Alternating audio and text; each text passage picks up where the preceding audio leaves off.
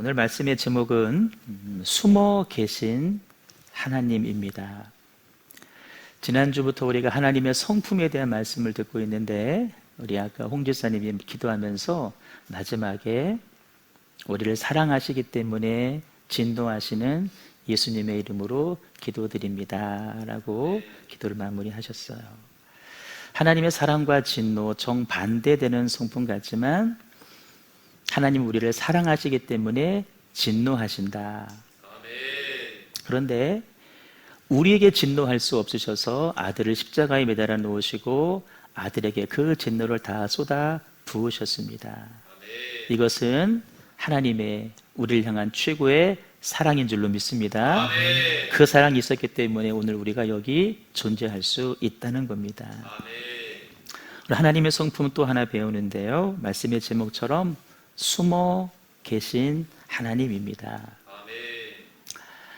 제가 신학교에 막 입학했을 때에 저를 큰 충격에 빠뜨렸던 책 한 권을 소개하면서 말씀을 시작하려고 합니다. 엔도 슈샤쿠라고 하는 일본 작가가 쓴 침묵이라고 하는 소설이 있는데요, 이 소설은 역사 소설입니다. 17세기 일본 기독교인들이 받은 박해를 그리는 소설인데, 당시 일본 정부에서요, 우리 믿는 사람들을 얼마나 박해했는지 몰라요. 우리 작년에 나가사키 순교지를 탐방하신 분들 계실 텐데, 예수님을 믿는다는 이유만으로 화형, 불에 태워 죽입니다. 어린 아이도 예외가 없어요. 불에 태워 사람을 죽입니다. 또 어떻게 박해했냐면은 우리 기독교인들의 귀를 다 잘라요. 그래서 마치 굴비를 엮는 것처럼 귀가 잘린 사람들 이렇게 포승줄로 묶습니다. 속옷만 입혀놓고 일본 열도를 쭉 횡단하게 합니다. 걷게 하는 거예요. 사람들 보라는 거예요. 예수 믿으면 이렇게 된다. 어떤 경우는 요만한 닭장 안에다가 사람을 집어넣습니다. 상상해봐요. 성인이 요만한 닭장 안에 들어가 있습니다. 몸을 움직일 수 없겠죠. 거기에서 먹고 자고 대소변 다 받아내고 그렇게 살다가 죽습니다. 그렇게 심한 박해 가운데 분명 배교하는 사람들이 있었습니다. 그런데 일본 정부에서는요, 그 사람이 배교한다고 해서 박해를 끝내지 않습니다. 그 사람을 전도한 사람까지 배교해야 그 사람을 풀어주는 거예요.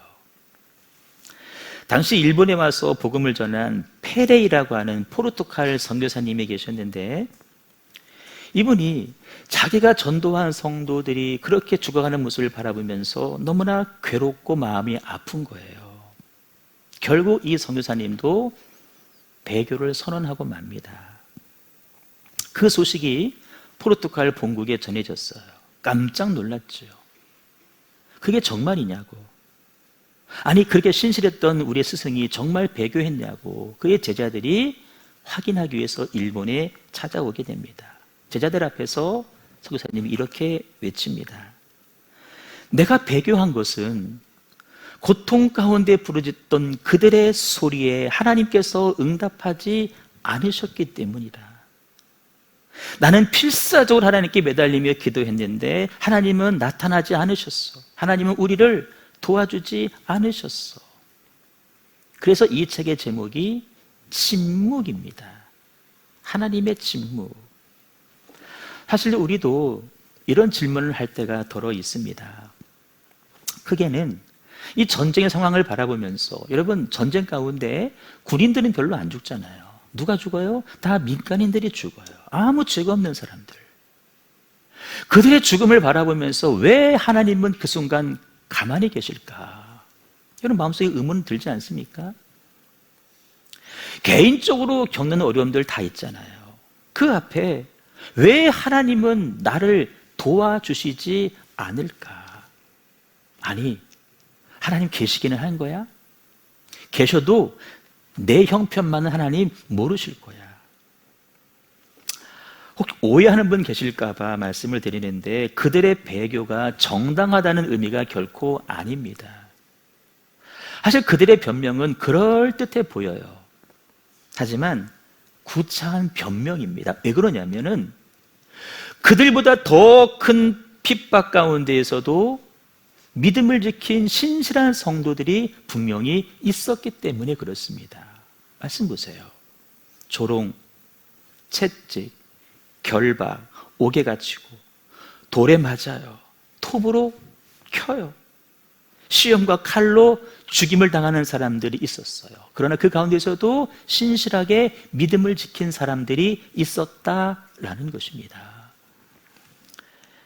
예수님 당시에 요세푸스라고 하는 역사가가 있었는데 그의 책을 보면은요, 원형 경기장 안에 믿는 성도들을 집어넣습니다. 그리고 며칠 동안 굶주린 사자를 경기장 안에 풀어놓는 거예요. 어떻게 될까요? 채 1분도 되지 않아서 그들 다 사자의 밥이 되고 맙니다. 펄펄 끓는 가마솥에 부모가 보는 앞에서 자녀를 집어 던져 죽이는 거예요. 근데 여러분, 그런 상황 가운데서도 어떤 부모는 자녀들에게 이렇게 말합니다. 아들아, 죽음은 순간이다. 여러분, 그래요. 죽음은 꼴딱 순간입니다.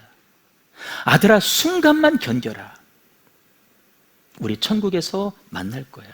여러분, 그런 박해 앞에서도 믿음을 지킨 신실한 성도가 있었다라는 것입니다. 그들이 그렇게 할 수 있었던 이유가 무엇일까? 그들 눈에는 우리와 달리 하나님이 보여서? 그렇지 않습니다. 육신의 눈으로는 하나님을 뵐 수 없지만 그러나 그들 속에는 하나님은 반드시 분명 우리와 함께 하시는 하나님이시다. 하나님은 나와 가장 가까이 계신 하나님이시다. 이 사실을 믿었다라는 거예요. 믿음의 눈으로 그 주님을 바라봤다라는 거예요. 여러분, 그래요. 교회 역사에는, 아니 우리 주변에도 보시면 숨어 계신 하나님을 믿음의 눈으로 바라보면서 믿음을 지켜가는 신실한 성도들이 분명히 있습니다.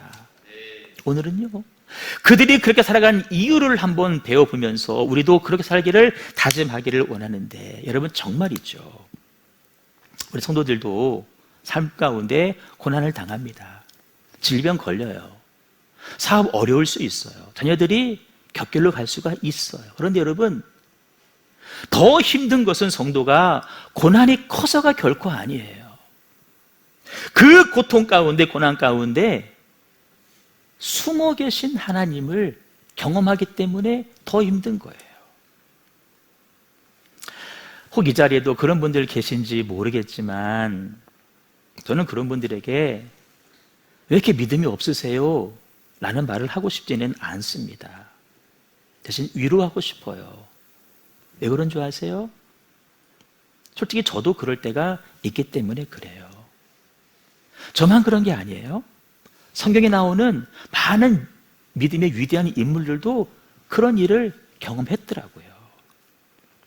시편이 150편인데요. 대부분의 시를 다윗이 기록했습니다. 여러분, 이 시편의 대부분의 주제가 뭔지 아십니까? 숨어 계시는 하나님을 향한 불평의 호소입니다. 하나님 어찌하여 멀리 계시고 어찌하여 숨어 계십니까? 심지어 하나님 왜 주무시고 계십니까? 왜 얼굴을 가리고 계십니까? 어째서 우리의 고난과 압제를 잊고 계십니까? 하나님을 향한 불평과 원망의 고백이에요. 누가 그랬다고요? 다윗이 그렇게 했다는 거예요. 고난하면 또 빼놓을 수 없는 분이 계십니다. 욥입니다. 욥도 이런 고백을 했어요. 하나님, 내가 하나님을 만나러 하나님 앞으로 나아갔지만 하나님이 안 계셨어요. 옆에도 안 계셨어요. 오른쪽 왼쪽에도 안 계셨고 뒤에도 안 계셨어요. 하나님 어디 계신 거예요? 여러분, 욥이 재산을 다 잃었어요. 자기의 건강 잃었어요. 심지어 자녀들까지 다 잃었습니다. 그 상황 가운데에서도 욥이 하나님을 버리지 않았어요. 하나님 찾았어요. 하나님 구했어요. 하나님 앞에 나아갔어요. 그렇다면 하나님이 짠 하고 나타나셨어. 내가 너를 회복시켜 줄 거다. 내가 너의 아픔을 안다. 이 고난에는 말이야 이런 뜻이 담겨 있는 거야 라고 말씀해 주시면 여러분 얼마나 좋겠어요. 근데 하나님 그렇게 하지 않으셨습니다. 이런 이야기들 여러분 다른 각도로 한번 보세요.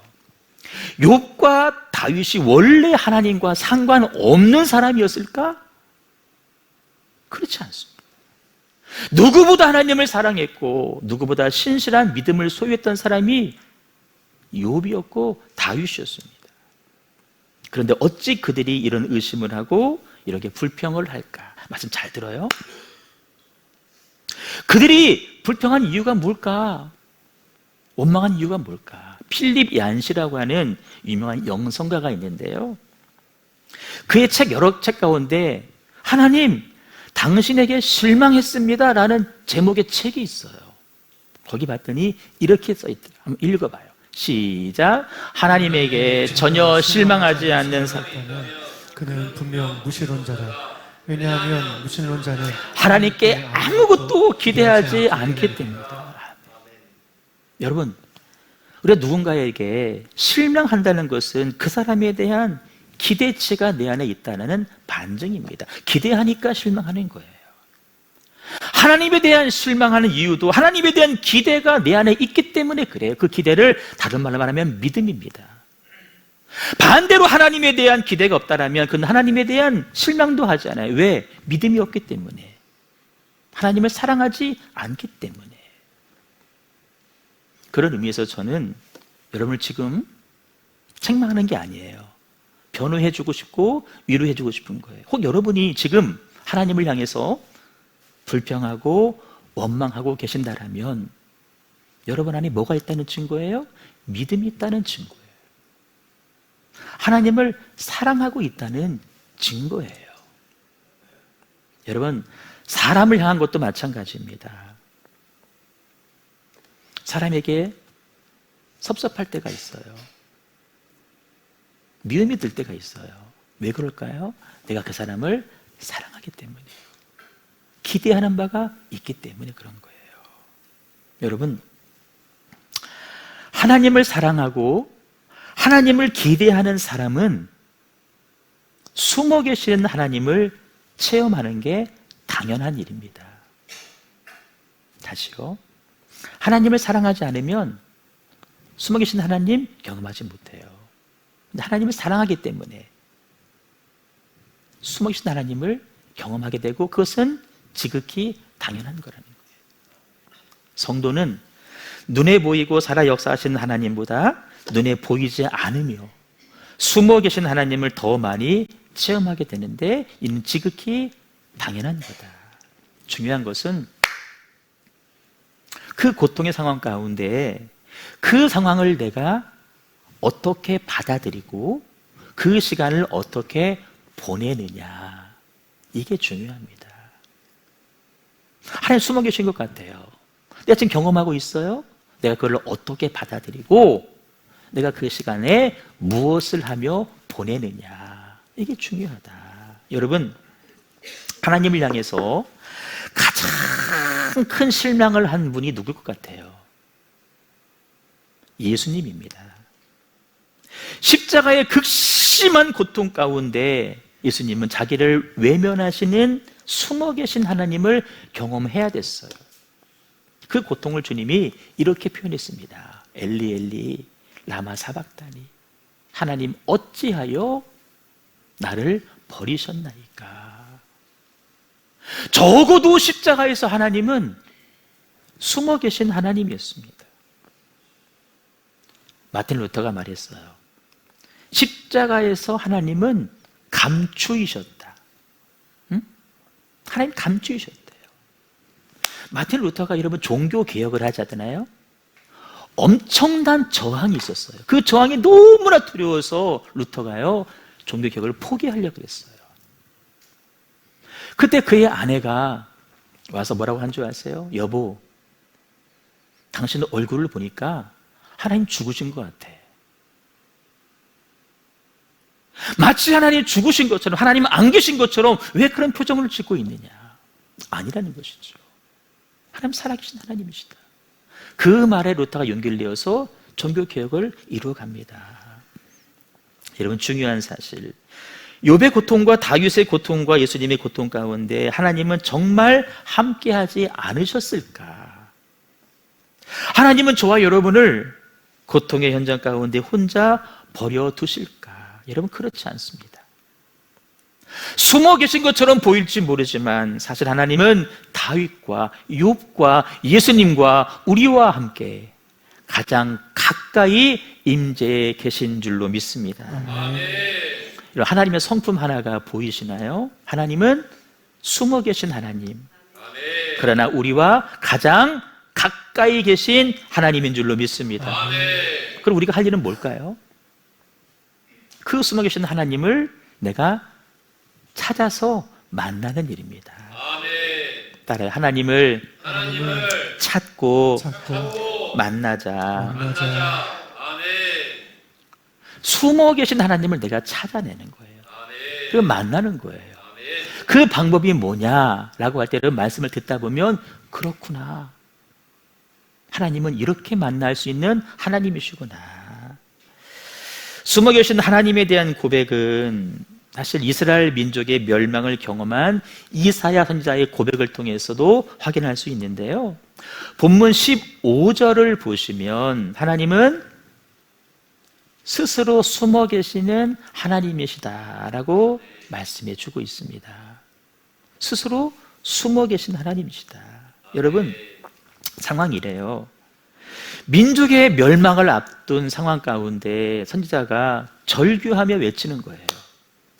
여러분, 얼마나 많은, 물론 수많은 사람들이 죄의 길로 걸어갔지만 이스라엘을 비롯해서 많은 믿음의 사람들 그때 분명 기도했습니다. 하나님 살려달라고. 우리 나라가 망할 것 같은데 하나님 살려달라고 기도했어요.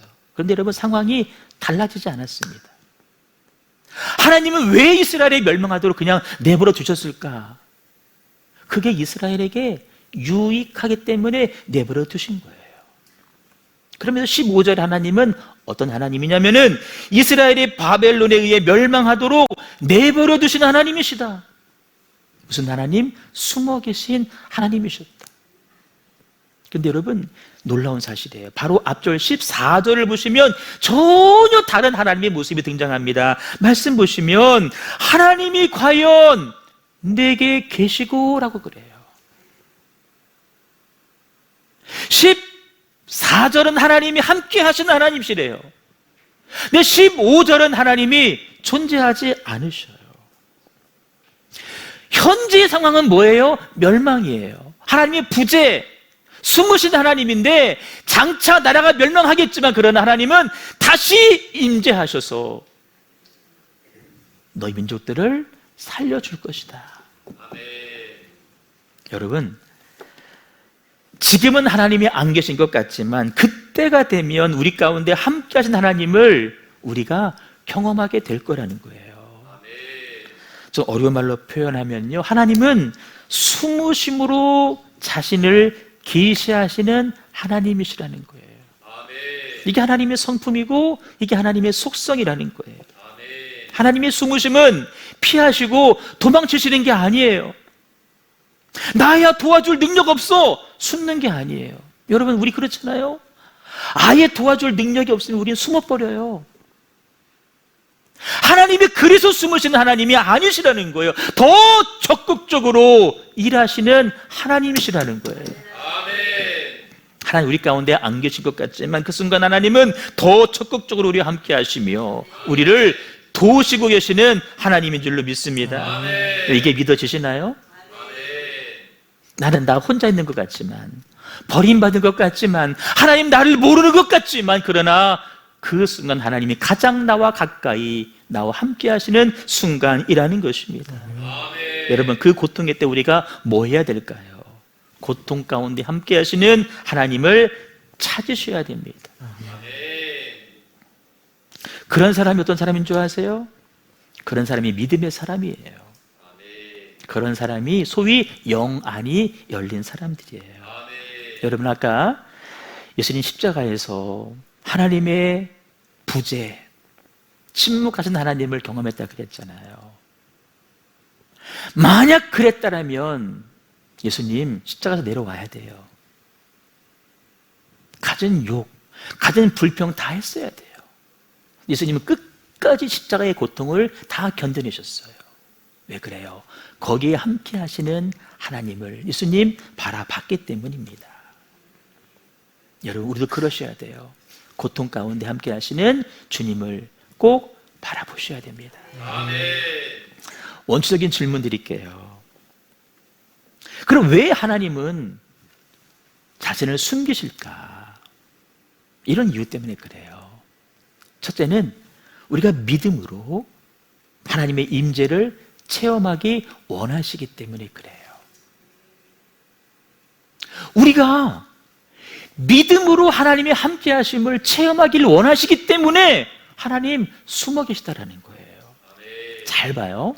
만일 이 땅의 모든 사람들에게 자신의 존재를 알리기 원하셨다라면 하나님 숨으실 이유 하나도 없습니다.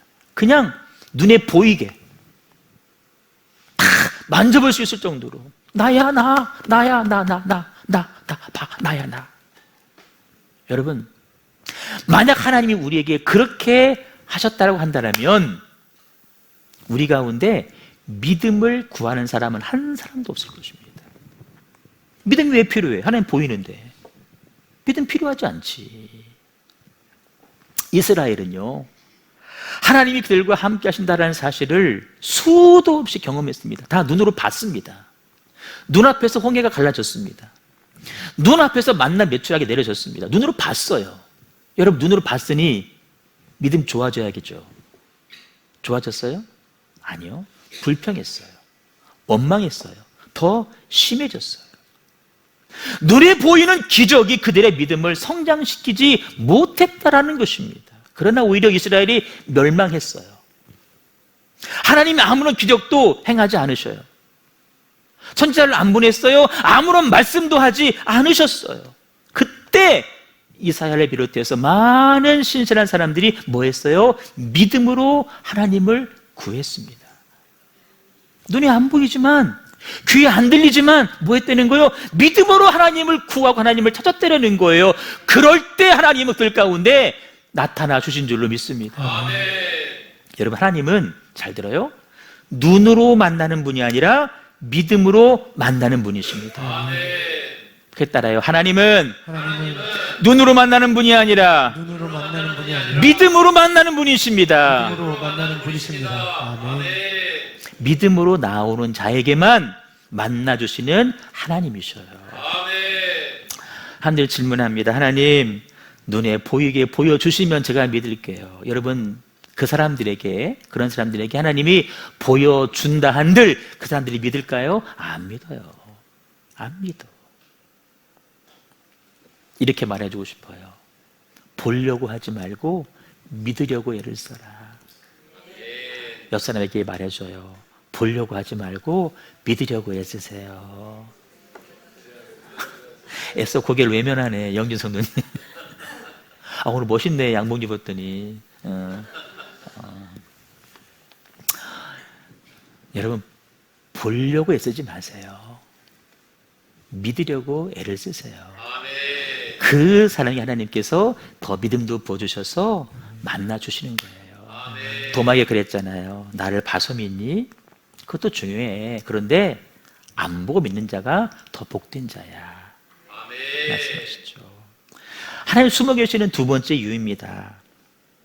발견되는 기쁨을 누리기 위해서입니다. 무슨 기쁨이요? 발견되는 기쁨이요. 어릴 적에 숨바꼭질 놀이 해보셨나요? 숨바꼭질의 묘미, 즐거움이 뭘까요?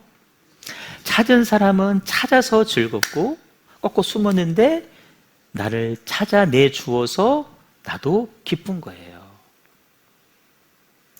가끔 동규하고 예린이가 제 사무실에 와서 숨바꼭질을 해요. 특별히 예린이가 많이 숨어요. 오빠 보고 자기를 찾으려는 거지. 응? 동규는요, 이렇게 찾는 척 하다가 금세 예린이를 발견해요.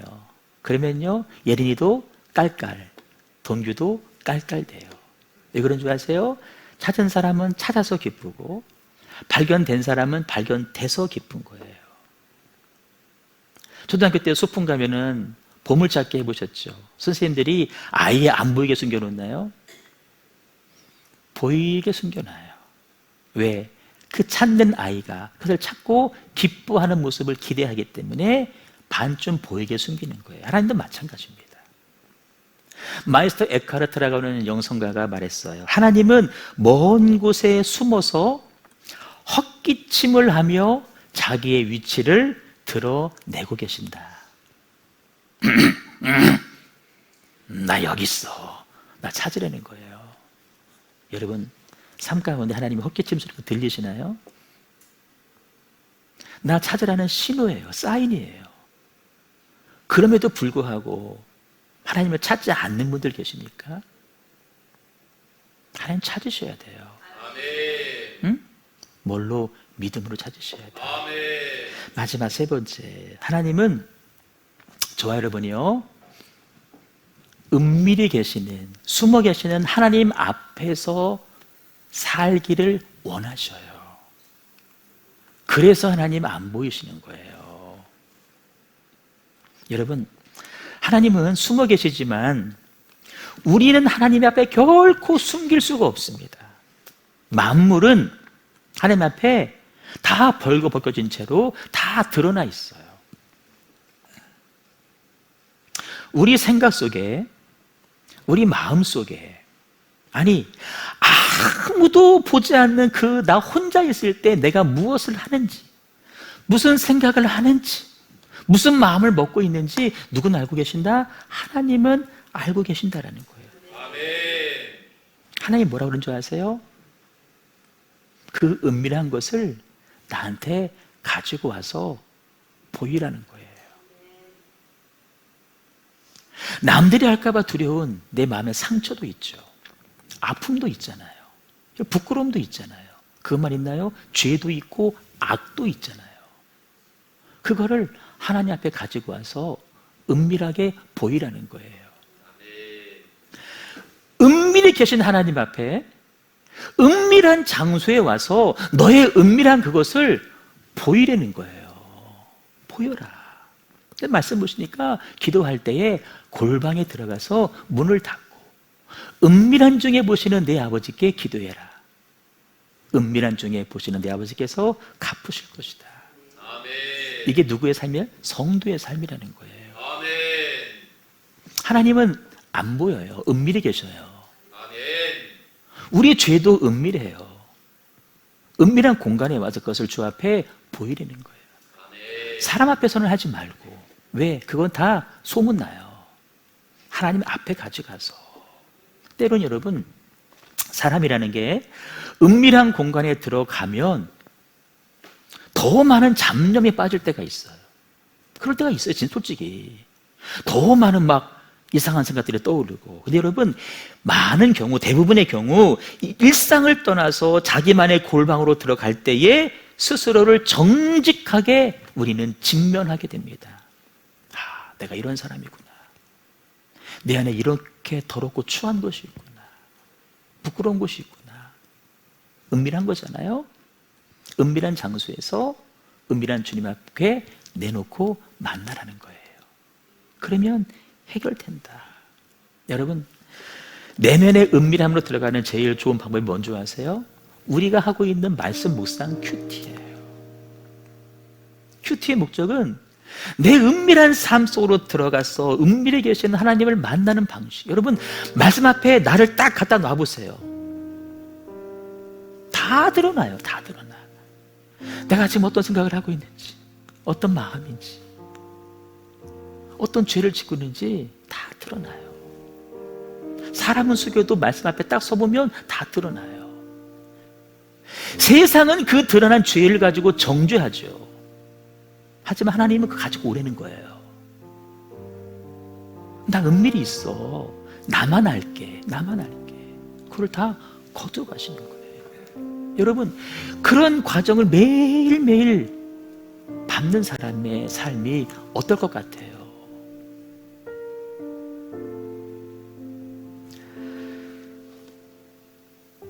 하나님은 은밀히 숨어 계시고 또한 그때에 우리와 가장 가까이 계시는 하나님이십니다.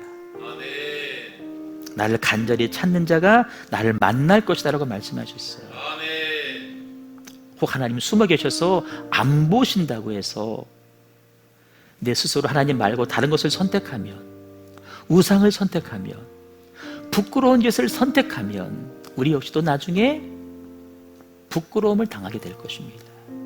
그러나 숨어 계신 하나님을 믿음의 눈으로 보고 선택하면 영원한 구원을 받게 될 것입니다. 잠깐 여러분, 아파하는 분들, 힘들어하는 분들 많이 계신 것 같아요. 그 상황을 잘 보내셔야 돼요. 그 상황을 받아들이고 말씀 앞에 서서 나를 돌아보고 직면하고 그걸 가지고 주님 앞에 서는 것입니다. 결코 그때 나 혼자가 아님을 알게 될 것이고 우리는 회복과 위로와 치유를 받고 자유한 삶을 살게 될 줄로 믿습니다. 그 은혜가 우리 모두에게 있기를 소망하고요. 여러분, 저를 간절히 기대해요. 이번 한 주간 여러분들이 이 말씀을 붙잡고 한 주를 살면서 내 삶의 자리에서 내가 하나님을 만났다라고, 육신의 눈으로는 보이지 않지만 내 영의 눈으로 하나님을 내가 발견했다라고, 난 그래서 자유해졌다라고 그리고 고백하는 그런 소식들이 불같이 있기를 소망합니다. 저한테 연락하세요. 목사님, 저 만났어요. 경험했어요. 혼자만 알지 말고 나누어 주시기 바랍니다. 찬양하겠습니다. 날이 저물어 갈 때, 빛으로 걸을 때 찬양합니다.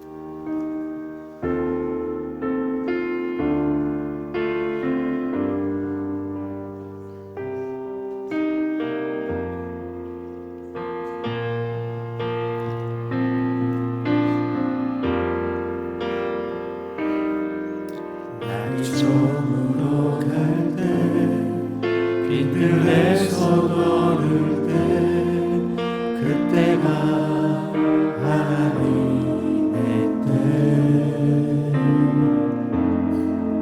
네 힘으로 안 될 때, 빈손으로 걸을 때, 내가 고백해 여호와. 다시 한번 날이 저물어 갈 때, 날이 저물어 갈 때, 빛들에서 걸을 때, 그때가 하나님의 때. 내 힘으로 안 될 때, 빈손으로 걸을 때, 내가 고백해 여호와.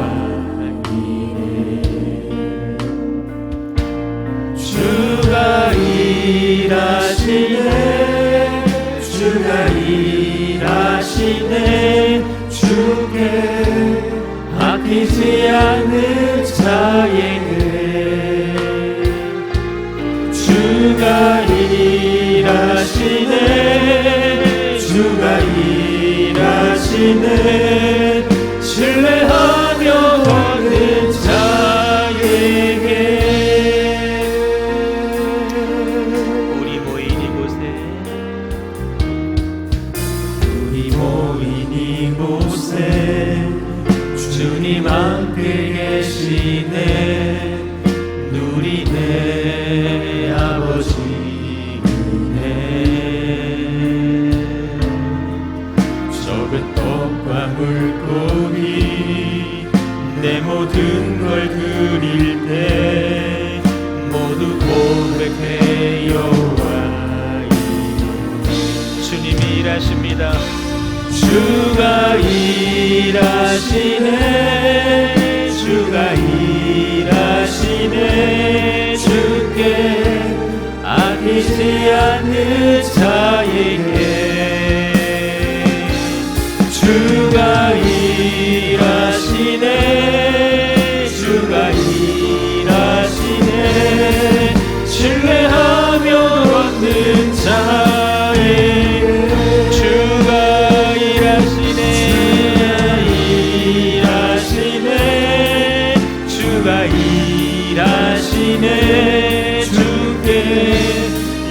아끼지 않는 자에게 주가 일하시네 주가 일하시네 신뢰하며 걷는 우리 마지막으로 한 번 더 주가 일하시네 일하시네 주가 일하시네 주께 아끼지 않는 자에게 주가 일하시네 주가 일하시네 신뢰하며 걷는 자에게.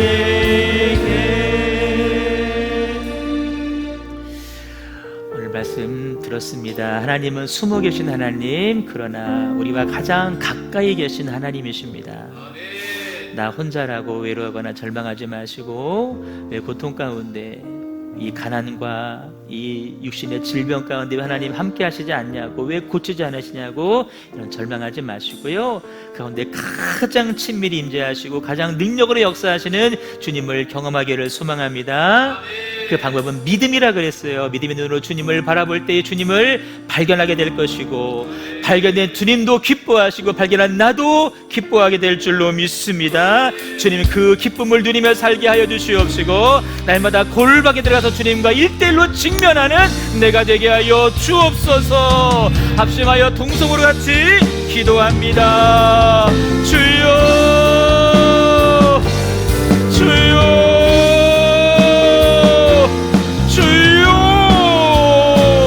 할렐루야. 하나님 아버지 감사합니다. 하나님 감사합니다. 하나님 감사합니다. 우리 안에 숨어 계신 하나님, 그러나 우리와 가장 가까이 임재하시며 가장 친밀하게 역사하시는 인적인 하나님인 줄로 믿습니다. 아버지 그 하나님을 내가 분명히 경험하기를 원합니다.